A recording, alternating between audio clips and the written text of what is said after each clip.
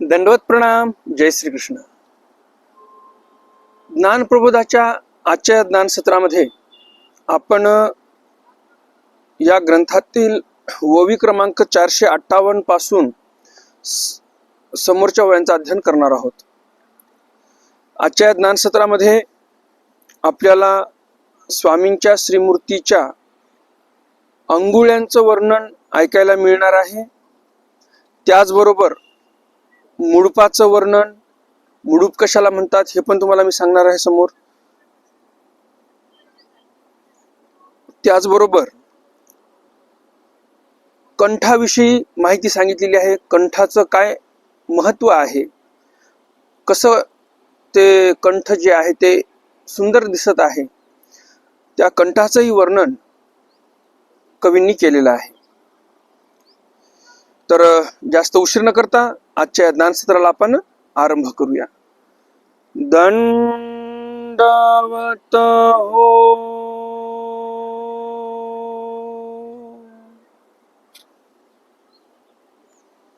आजच्या ज्ञान सत्रामध्ये आपण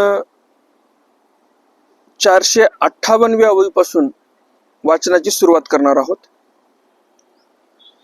तुम्हाला असेच ज्ञानवर्धक व्हिडिओ आवडत असतील तर हे चॅनल तुमच्यासाठी आहे, कारण या चॅनलवर नवनवीन ग्रंथ तुम्हाला ऐकायला मिळणार आहेत आणि म्हणून लवकरात लवकर या चॅनलला सबस्क्राईब करा, म्हणजे तुम्ही नवनवीन ग्रंथापासून वंचित राहणार नाही.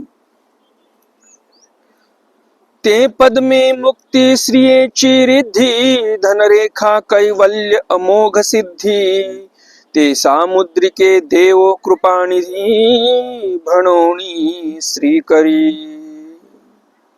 तेथ पद्मे मुक्ती श्रियेची रिद्धी, धनरेखा कैवल्य अमोघ सिद्धी. तेथ पद्मे मुक्ती श्रियेची रिद्धी. जे पद्म आहेत श्रीकरावर, ते पद्म म्हणजे जणू काही मुक्तिश्रियेची रिद्धी आहेत, म्हणजे मुक्तिश्री जी आहे तिथे साठलेली आहे, असे ते पद्म आहेत श्रीकरावरचे. जे सामुद्रिक चिन्ह असतात, प्रत्येकाच्या हातावर असतात. कोणाच्या हातावर शंख असते, पद्म असते, चक्र असते. हे सामुद्रिक चिन्ह आहेत ज्योतिषशास्त्रातील. जे माणसाच्या हातावर असतात, तळ हातावर हे जे रेषा असतात बारीक बारीक, या रेषांमध्ये ते सामुद्रिक चिन्ह अंकित असतात. त्याचबरोबर आपल्या तळपायावर पण ते सामुद्रिक चिन्ह असतात. तर त्याच चिन्हाविषयी सांगतात की स्वामींच्या श्रीकरावर कसे चिन्ह आहेत. तर तिथं पद्म आहे म्हणजे कमळ आहे. तळ हातावर धनरेषा आहे. पुन्हा तर धनरेषा कशी आहे? कैवल्य अमोघ सिद्धी, अमोघ अशी ती धनरेषा आहे.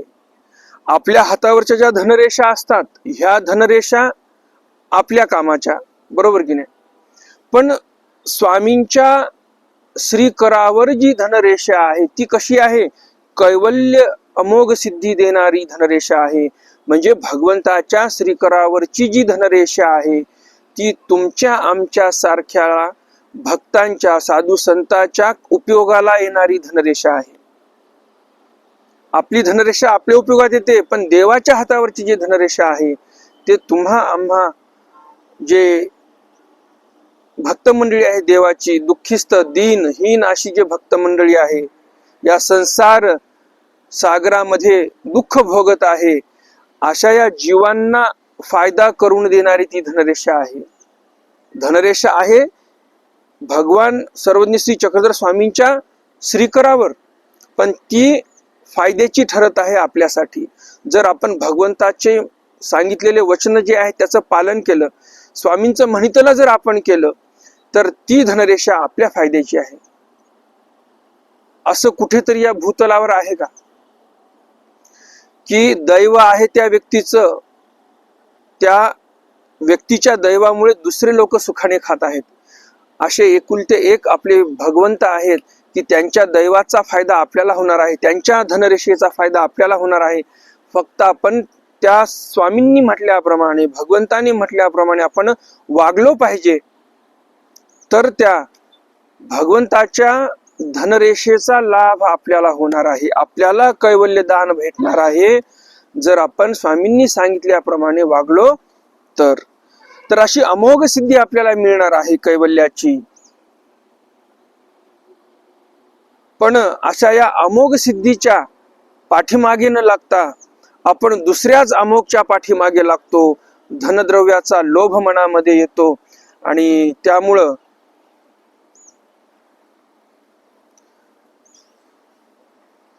धनद्रव्याचा लोभ मनामध्ये येतो आणि त्यामुळं काय होते, तर आपल्याला कैवल्य न भेटता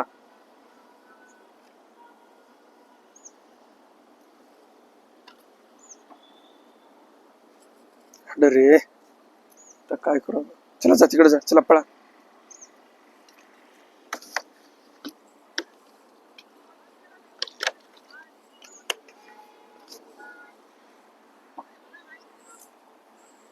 ना जा, मग पोथी करायलो रे बाळा, चला जा चला जा.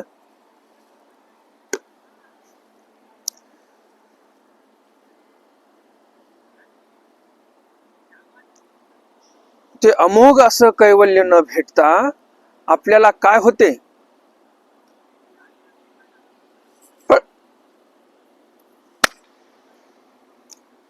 तर अमोघ असं कैवल्य न भेटता आपण दुसऱ्याच मार्गाला लागतो, कारण आपण भगवंताचं म्हणितलेलं केलेलं नाही. म्हणून भगवंताने जे सांगितलं त्याप्रमाणे वागणं महत्वाचं आहे. तर ते धनरेषा जी आहे ते अमोघ अशी कैवल्य सिद्धी देणारी आहे. ये सामुद्रिके देव कृपानिधी म्हणोनी श्री करी. हे सामुद्रिक चिन्ह देवाच्या त्या कृपानिधीच्या श्रीकरावर आहेत आणि म्हणून आपल्या सर्वांनाही मिळत आहे असं आपल्याला कवी सांगतात. तेथ सरळा अंगुळ्याचा वेली कीर्ती कुसुमे लागली की नखाचे निमिसे उगवली निधाने रिद्धी हस्ती. तेथ सरळा अंगुळ्याचा वेली, श्रीकरामध्ये सरळ सरळ अंगुळ्या आहेत, तिथे जणू काही कीर्ती कुसुमे लागलेली आहेत त्या अंगुळीवर. की नखाचे निमिसे उगवली निधाने रिद्धी हसती.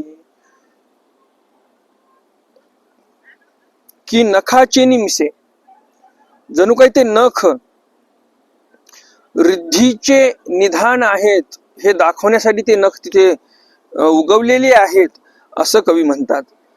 वरी ठोसरे नितळे निघोटे वरतुळे मुडुपे जैसी कुंभस्थळे दिग्गजांची. वरी ठोसरे नितळे, वरी एकदम ठोस आहेत, नितळ आहेत. निघोटे म्हणजे घोटीव आहेत, वर्तुळे म्हणजे गोलाकार आहेत. काय आहेत? मुडपे, खांद्याच्या खालचा भाग जो आहे याला मुडप म्हणतात. आणि ते मुडपे जणू काही कुंभस्थळ आहेत दिग्गजांचे, असे भव्य दिव्य दिसत आहेत, घोटीव आहेत.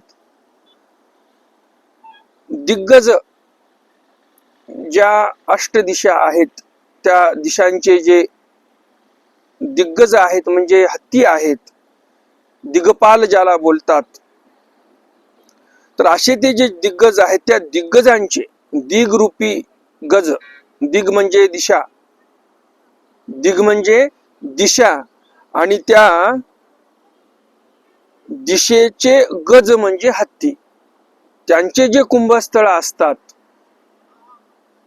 हत्तीच्या तोंडाच्या वरच्या भागाला कुंभस्थळ असते, त्या कुंभस्थळावर जे माहूत असतो हत्तीला चालवणारा तो अंकुश मारत असतो आणि हत्ती ऐकत असतो, असं ते कुंभस्थळ असते महत्वाचं. तर इथे दिग म्हणजे दिशा. आता तुम्हाला वाटेल दिग म्हणजे दिशा कसं म्हणायचं, आपण सर्वजण चित्रपट पाहतच असाल, त्यामध्ये दिग्दर्शक असतो एक, बरोबर की नाही. तर ते दिग म्हणजे दिशा, दर्शक म्हणजे दाखवणारा, योग्य दिशा दाखवणारा जो दिग्दर्शक असतो तो दिग्दर्शक चांगला असेल तर चित्रपट हा चांगला कमाई करतो, सुपरहिट होतो. दिग्दर्शक जर खराब असेल तर त्या चित्रपटाचं वाटुळ होत असते. तर इथे दिग म्हणजे दिशा हा अर्थ आहे. जसं त्या दिग्दर्शक हे एक उदाहरण दिलं तुम्हाला समजण्यासाठी. टाकाविया ब्रह्मद्वार मुक्ती योगी ध्यानाची ऊर्ध्वगती 23 स्कंद उंच पढ्यासती माझ चैतन्याचे. थोडस डोक्याला ताण द्यावा लागणार आहे आपल्याला, कारण ग्रंथ काही साधारण नाही, कवी साधारण नाहीत हे, आणि म्हणून थोडस डोक्याला तुम्हाला ताण द्यावा लागणार आहे. या ग्रंथातील ज्या उपमा दिल्या देवाच्या प्रत्येक इंद्रियाचं वर्णन करताना पंडित विश्वनाथबाज बाळापूरकर हे वर्णन करत आहेत, उपमा देत आहेत. त्यामुळं डोक्याचा किस पडणार आहे, आपल्याला किस पाडावा लागणार आहे, तरच आपल्याला हा ग्रंथ व्यवस्थित समजेल. त्यामुळं थोडस संयमाने, थोडस डोक्याला ताण द्या, ध्यान द्या या ओव्यांकडे, तर तुम्हाला व्यवस्थित समजेल. टाकाव्या ब्रह्मद्वार मुक्ती, ब्रह्मद्वार मुक्ती प्राप्त करून घेण्यासाठी योगी ध्यानीची ऊर्ध्वगती, योगी लोक ध्यान करत बसलेले आहेत स्वतःची ऊर्ध्वगती करून घेण्यासाठी. 23 स्कंद उंच पढ्यासती माचा चैतन्याचे, तसे ते स्कंद मायापुराचे जे आहेत ते उंच वाटत आहेत. आणि त्या स्कंदाच्या ठिकाणी माचा आहे, त्या मायापुराच्या ठिकाणी जे स्कंद आहेत माच चैतन्याचे, म्हणजे ते जे स्कंद आहेत तेच जणू काही माच म्हणजे पायऱ्या आहेत कैवल्य दुर्ग चढण्यासाठी, असं आपल्याला कवी इथे सांगतात. समजलं का बरोबर? समजलं नसेल तर कमेंट बॉक्स मध्ये कमेंट करा की आम्हाला हे व्यवस्थित समजलं नाही. तुमची कमेंट जर मला माझ्यापर्यंत पोहोचली व्यवस्थित, तर मी उद्याच्या ज्ञान सत्रामध्ये वाटल्यास पुन्हा या ओवीचा अर्थ विस्तृतपणे सांगेल. पुनश्च त्या अर्थाचं मी तुमच्या पुढे आवर्तन करेल, पुनरावृत्ती करेल, म्हणजे तुम्हाला तो अर्थ व्यवस्थित समजेल. वेदवंती बरवटू संकाकार सुवटू तैसा मिरवे कंठू रेखायतू. वेदवंतीचिया बरवंटू, वेदशक्ती जी आहे ती भगवंताची बरवी आहे. संकाकार सुवटू, संकाकार सुवटू म्हणजे वर्तुळाकार आहे. तैसा मिरवे कंठू रेखायतू, त्याप्रमाणे भगवंताचा श्रीकंठ जो आहे तो मिरवत आहे, शोभून दिसत आहे, असा तो श्रीकंठ रेखांकित आहे. जसे शंखावर रेखा असतात त्याप्रमाणे.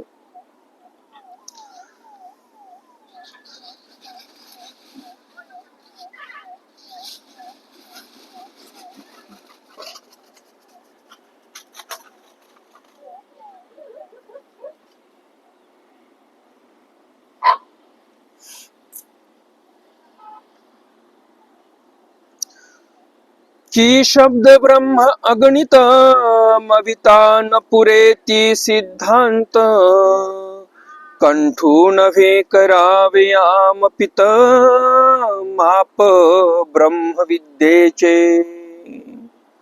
की शब्द ब्रह्म अगणित, शब्द ब्रह्म हे अगणित आहे. शब्द ब्रह्म अगणित म्हणजे काय? अनंत आहे, ज्याची गणना आपण करू शकत नाही, त्याला अगणित असं बोलतात. तर जो अगणित आहे त्यालाच आपण अनंत म्हणतो. तर ते शब्द ब्रह्म अगणित आहे.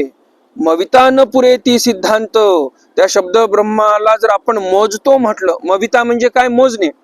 मोजायला गेलो तर कोणतेही सिद्धांत पुरणार नाहीत ना. 4 वेद पुरतील ना, 52 उपनिषद, 18 पुराण, 6 शास्त्र, हे काहीही पुरणार नाही जर गणती करतो म्हटलं तर. एवढं ते शब्द ब्रह्म अनंत आहे. कंठू नव्हे करावे आमपित माप ब्रह्म विद्येचे. आणि म्हणूनच जणू काही हा जो कंठ आहे भगवंताचा, हा जणू काही माप करण्यासाठी आलेला आहे ब्रह्मविद्येचा. कंठ म्हणजे जणू काही ब्रह्मविद्येला मोजण्यासाठी इथे आलेला आहे की काय, असं कवी म्हणतात.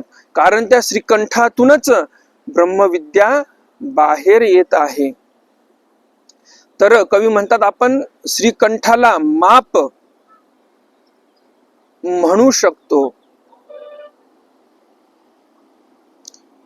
ब्रह्मविद्येची जणू काही ते कंठ म्हणजे पायली आहे आणि त्या पायलीच्या मापाने ते ब्रह्मविद्येचं मोजणं चालू आहे. किंवा दुसरा अर्थ सांगतात इथे की माप ब्रह्मविद्येचे म्हणजे जणू काही ब्रह्मविद्या ही धान्य आहे आणि ते धान्य मोजण्यासाठी कंठरूपी जे पायली आहे त्या पायलीने ते मोजणं चालू आहे. कंठ म्हणजेच एक माप आहे ब्रह्मविद्या मोजण्यासाठी, असं म्हणतात. अति सुंदर ते हनवटी ते सकळ वेध कसवटी की मुख श्रियेची बैसका गोमटी लावण्य कनकाची.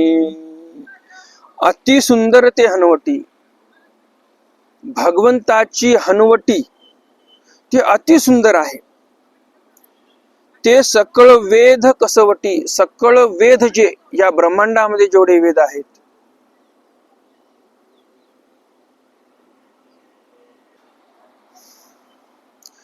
अति सुंदर ते हनवटी जे सकळ वेध कसवटी की मुख श्रियेची बैसका गोमटी लावण्य कनकाची. अति सुंदर ते हनवटी ते सकळ वेध कसवटी की मुख श्रियेची बैसका गोमटी लावण्य कनकाची. अति सुंदर ते हनवटी, भगवंताची हनवटी ही अति सुंदर आहे.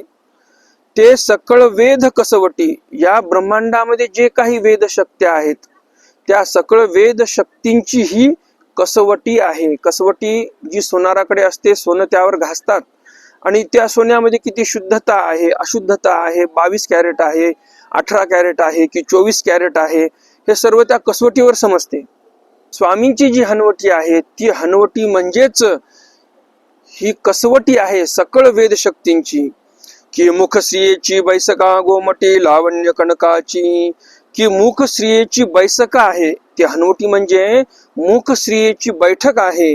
लावण्य कनकाची, लावण्य रूपी सोन्याची जणू काही ती बैठक आहे, अशी ती हनवटी शोभून दिसते आहे. सोन्याचा अर्धचंद्री एक दट भवंते इंद्र नीळ विरढत सानट तरी ते कुर्च बरवंट उपमी जते. सोन्याचा अर्धचंद्रू एक दट, सोन्याचा अर्धचंद्र हा एक दट आहे. अरे बाप, सोन्याचा अर्धचंद्र हा एक दट भवते इंद्र नीळ विरढत सानट. आता या ओवीमध्ये कवी सर्वज्ञ श्री चक्रधर स्वामींच्या दाढीचं वर्णन करत आहेत. देवाच्या दाढीचे केश कसे आहेत त्या संदर्भामध्ये कवींनी या ओवीमध्ये सांगितलेलं आहे. अर्धचंद्रकार सोन्याचा एक चंद्र आहे आणि त्याच्या वर किंवा त्याच्या भोवती, भवंते म्हणजे आजूबाजूला, जणू काही इंद्रनीळाचे बारीक कोंब निघत आहेत. त्या वर्णाचे, इंद्रनीळ नावाचे एक रत्न आहे, त्या इंद्रनीळाच्या वर्णाचे रंगाचे बारीक कोंब निघत आहेत. असे ते कुर्च म्हणजे दाढीचे केश, बरवंट म्हणजे बरवे दिसत आहेत. आणि अशी उपमा त्याला देता येईल, जशी अर्धचंद्र आणि त्या इंद्रनीळाची विरढत सानट ही जी उपमा दिलेली आहे तशी उपमा त्याला देता येईल, असं वर्णन विश्वनाथदास बाळापूरकर स्वामींच्या दाढीचं करतात.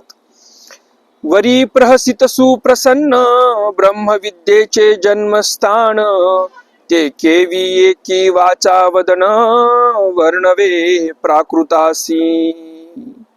वरी प्रहसित सुप्रसन्न, भगवंताची श्रीमूर्ती कशी आहे, सर्वांना वेधून टाकणारी तर आहेच, पण आता विशेषतः श्रीमुखाचं वर्णन करतात.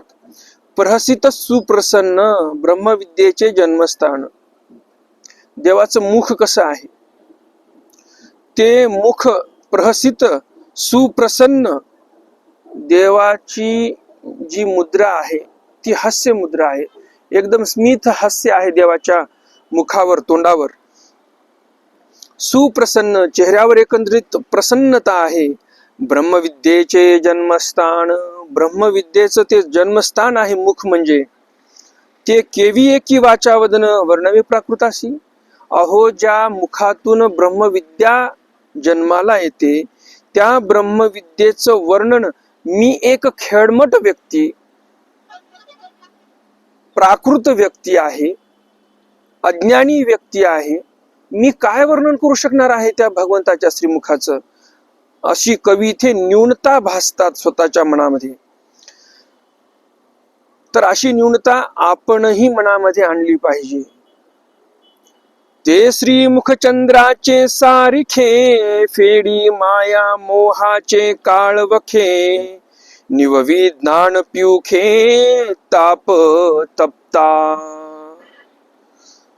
ते श्रीमुख चंद्राचे सारखे, फेडी माया मोहाचे काळवखे.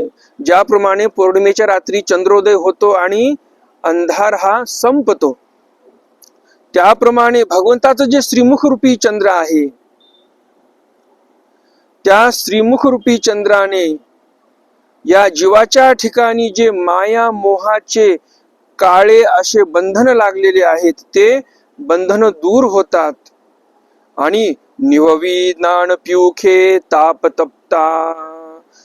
स्वतःच्या ज्ञानामृताने, पियुष म्हणजे काय तर अमृत, ज्ञानामृताने हे जे माया मोहामध्ये अडकलेले जीव आहेत यांचं जे बंधन आहे ते भगवंत ज्ञानामृताने ते बंधन नष्ट करतात, फेडतात.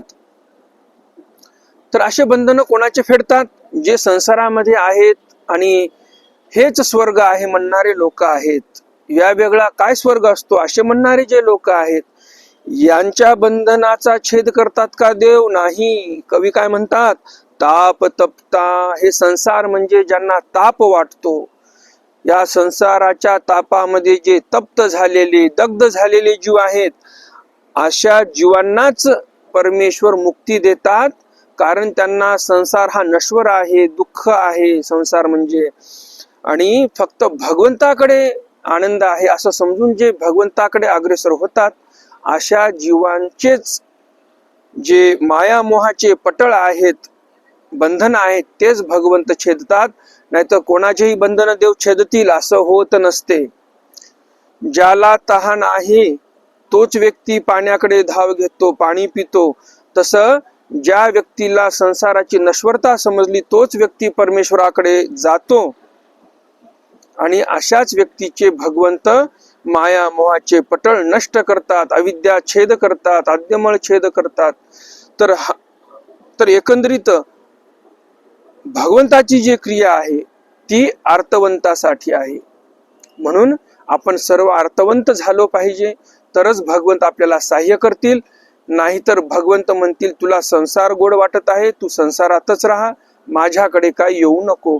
मग तुम्हाला वाटत असेल आम्ही देवधर्म करतो, स्थानापतीपाशी जातो, कोणी म्हणतात आम्ही दरवर्षी जाळच्या देवाला जातो, मग आम्हाला देव होईल. तर ते शक्य नाही. कारण का? तर सहेतुक भक्ती केल्याने कधी परमेश्वर प्राप्त होत नाही. तुमचे नवस जरी पूर्ण झाले तरी परमेश्वराने तुम्हाला काहीतरी दिलं असा भाबडा समज तुमच्या मनातील काढून टाका. कारण जे सहेतुक भक्ती करतात त्या भक्तीचं जे दान आहे, दातृत्व आहे, ते ओळगणी करत असते. भगवंत रिकामा नाही तुम्हाला दान देण्यासाठी, तुमच्या संसाराच्या वस्तू देण्यासाठी. तुम्हाला वाटते देवाची आपल्यावर कृपा आहे, नाही. देवाची कृपा कधी होते? ज्यावेळेस तुम्ही निर्हेतुक भक्ती करता, संन्यास घेता, त्यावेळेस भगवंताची कृपा होते. आणि तुमच्या ज्या संसाराला गोष्टी कमी पडत आहेत, तुम्ही जे नवस करत आहात आणि जे तुम्हाला गोष्टी मिळत आहेत स्थानापतीपाशी गेल्यानंतर, तर त्या गोष्टी ओळगणी देत असते. स्थानापती जी आहे ती स्थानापती देत असते. तुमच्या जीवनामध्ये संकष्ट आले, जो संन्यासी आहे त्याच्या जीवनात काही संकष्ट आले तर ओळगणी सहाय्य करते. आणि प्रपंचक गोष्टी जे आहे ते स्थानापती देत असते. स्थानापती ज्या ठिकाणी जो मायेचा निक्षेप आहे, ती माया भगवंताची सेविका आहे आणि त्या सेविकेकडे भगवंताने तो व्यापार दिलेला आहे की जे नवस करतील त्यांना तू त्याची मनोकामना पूर्ण कर. मग भगवंताची जी सेविका आहे स्थानापती, ते तुम्हाला नवस पूर्ण करते, दातृत्व देते, दातृत्व करत असते. माया तिथे निक्षेपलेली असते. तर त्या मायाचं सामर्थ्य वर्तत आहे तिथे. आणि तुम्ही म्हणता आम्हाला देव पावला. नाही, देव पावतो जो निर्हेतुक भक्ती करतो त्यालाच देव पावत असतो. आणि देव पावला म्हणजे अदृष्टपर योग्यता झालेली आहे, समजून घ्या. दृष्टपर देव कधीही कोणाला काही देत नाही. दृष्टपर दान दिलं तर दृष्टपर दानामुळे हा जीव संसारामध्ये रत होतो, संसारामध्ये अजून अडकतो. आणि भगवंताने संसारामध्ये जीवाला अडकवण्यासाठी अवतार घेतलेला नाही, त्यामुळे भगवंत संसारिक गोष्टी देत नसतात. तर असो, आजची आपली वेळ संपलेली आहे. तर भेटूया उद्याच्या ज्ञानसत्रामध्ये नवीन काही ओव्यांसह. आजच्या ज्ञानसत्रातील प्रश्न आहे, भगवंताच्या जे श्रीमुखाचं वर्णन आलेलं आहे, भगवंताच्या हनवटीचं वर्णन आलेलं आहे, भगवंताच्या दाढीचं वर्णन आलेलं आहे, तर या संदर्भामध्ये कवींनी कोणत्या उपमा दिल्या, त्या उपमा कमेंट बॉक्समध्ये कमेंट करा. हा आजच्या ज्ञानसत्रातील प्रश्न आहे. तर मग भेटूया उद्याच्या ज्ञानसत्रामध्ये ज्ञानप्रबोध या ग्रंथाचं अध्ययन करण्यासाठी. तोपर्यंत दंडवत प्रणाम. जय श्री कृष्ण. दंडवत हो.